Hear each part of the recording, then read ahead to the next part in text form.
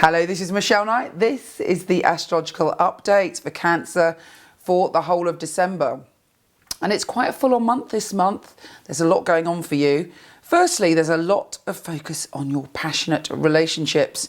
We have Pluto and Venus conjunct in your 7th house from the 1st. So there's a lot of thinking about how can I make my relationships transform? How can I make my relationships be better for me to be my authentic self?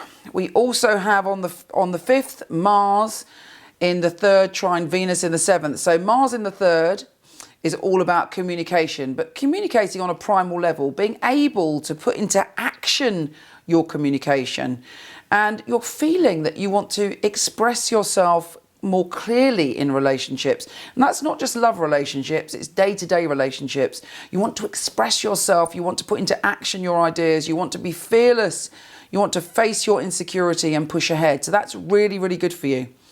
Now, of course, the moons are one of the most important things for you. And the full moon this month on the 10th is in your 12th house. So there's almost a magical sense to it. There's like a big transformation. You might have a spiritual enlightening moment, or you might find yourself feeling a bit romantically delusional, or finding yourself wafting off on a romantic dream.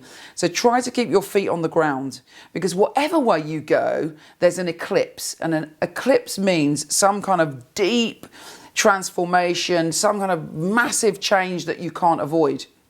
So whatever's going on for you, if you're feeling slightly wafty and fluffy and kind of want to lose yourself in sex and drugs and rock and roll, the universe brings you a message about that. It brings about a transformation of that energy.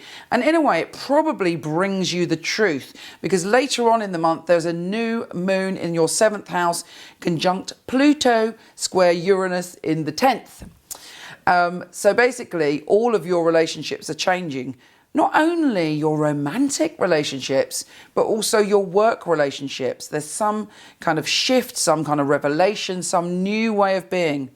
Perhaps you're thinking, okay, we're getting to the end of the year now. It's 2012 next year. What is my calling? What is it that I want to do? But the new moon is saying it's time to shift the way you are in relationships. And if you do that, you build a better relationship with yourself. You're opening up to what your spiritual calling is. You're opening up to what your creative dreams are. And you're pushing through with real strength of communication.